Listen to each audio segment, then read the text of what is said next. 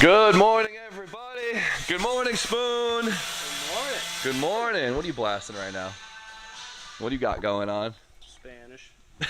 Just Spanish. So what is up, everyone? Today is a big day. But every day is a big day. So I mentioned it in the last video at the very end. I'm just gonna start off by saying this. Tomorrow morning at 6 a.m. I leave for another trip, and this is a trip that I have been trying to make happen for literally the last 6 years. I'm trying so hard not to get too excited about it until I am there on soil. Exciting stuff. It is, but I don't know, like when you're too excited about something sometimes you just get nervous that something bad's gonna happen. The Australia trip got messed up and that one broke my heart, and I went in circles trying to make it happen. I'm still scarred. Tomorrow morning, I finally leave for Japan. It makes me want to barf thinking about how excited. Spoon, I'm gonna cry. I think when I land off the plane, I might actually cry. The rite of passage. A rite of passage? The rite of passage. I feel like all of us guys here just GDM car boys, of course. Like going to Japan has always been like the epitome of just like, I'm gonna do it one day. The culture looks unreal. I hate to admit how much I'm obsessed with anime, like secret pleasure of mine, but it's all kind of unloading to this moment. Obviously, we've had the whole pandemic going on, which hasn't really allowed us to travel to Japan in almost basically 3 years, which is wild. Before that, it just wasn't something I could make happen. Throughout COVID, the channel grew. More opportunities have arose, and now that Japan is open, it's finally something that I could afford to do, make happen, and that is what is happening. It's not any just Japan trip. What are you doing in Japan? So here's the thing, right? I guess we'll give them all the details now because whatever. So this Japan trip is going to be mainly Ebisu based, right? So if you guys know, Ebisu is the drifting mecca of, obviously you can argue there's a lot of tracks in Japan, but Ebisu is like, everyone talks about Ebisu. Everyone wants to go to Ebisu, get a car, drift there, ultimate seat time experience, having a blast, and I was very lucky enough to find a car for Ebisu. That they're gonna have to wait for. Yeah, we'll wait for that one. It's a good one. And as much as I would love to just go explore around because there's so much to do, this trip will actually be more driving based. I'm excited for, two reasons, right? One, I haven't got nearly as much seat time as I wanted in the last year. Like I've driven probably more this year than I have, but it's still nothing compared to seat time numbers. And this will be a very dense mecca for getting seat time. Really great way to start the season. And then two, just like getting to experience Ebisu. I would really love to have more exploring around, but guess what, Spoon? I could always go back.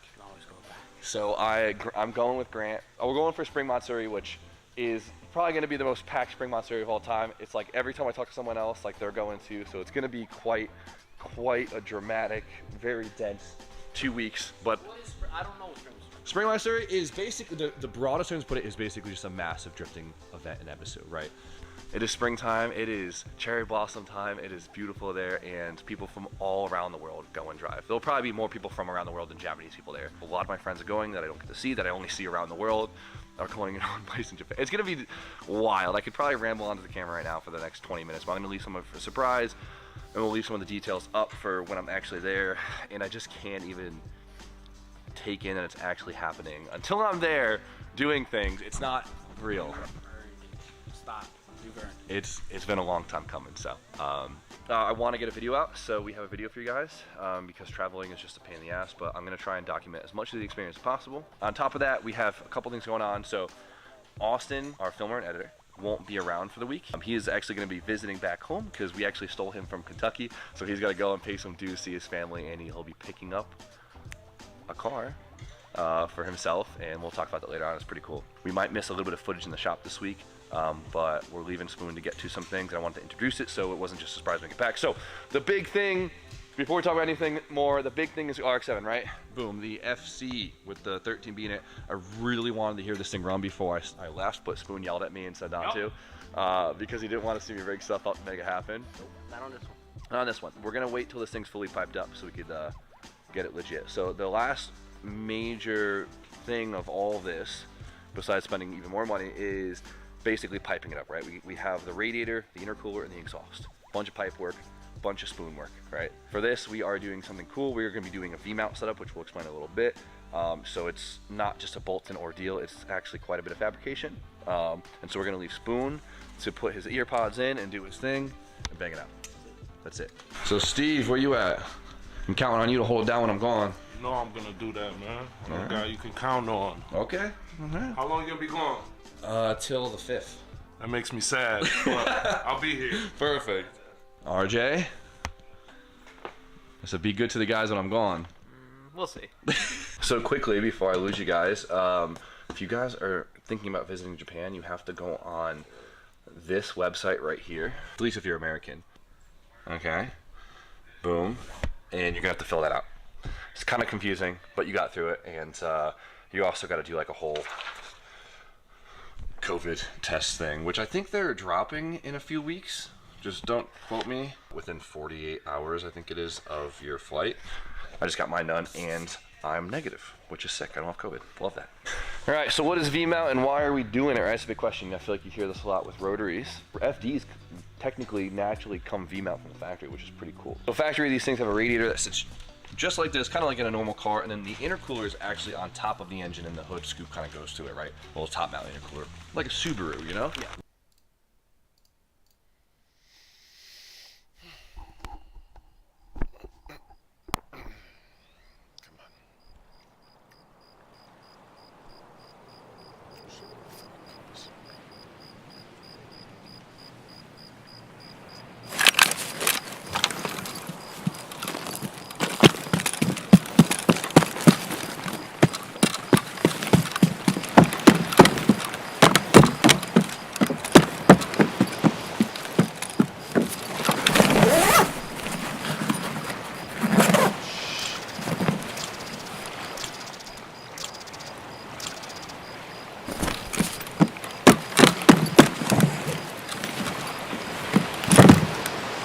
Yes!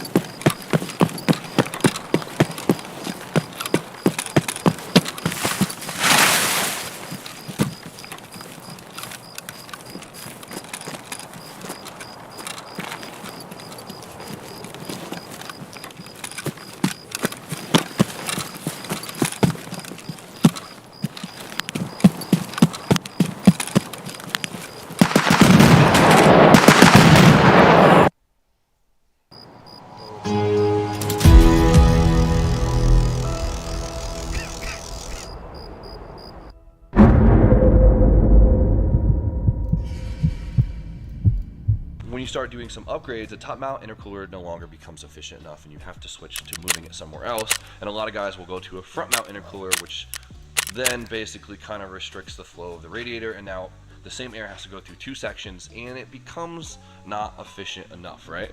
Not for this bitch. Not for this thing, because rotaries, though they are awesome, their thermodynamic efficiency isn't the highest. They produce a lot of heat, so keeping these things cool is not only difficult, but obviously very important, right? So they all run hot and they all leak. Yes, they all run hot and they leak. It's just part of the process, and we want none of that. We used a lot of sealant on this damn thing, a lot of braces, so hopefully this one doesn't leak, but we want to run cool. So what a lot of guys do is they V-mount the system.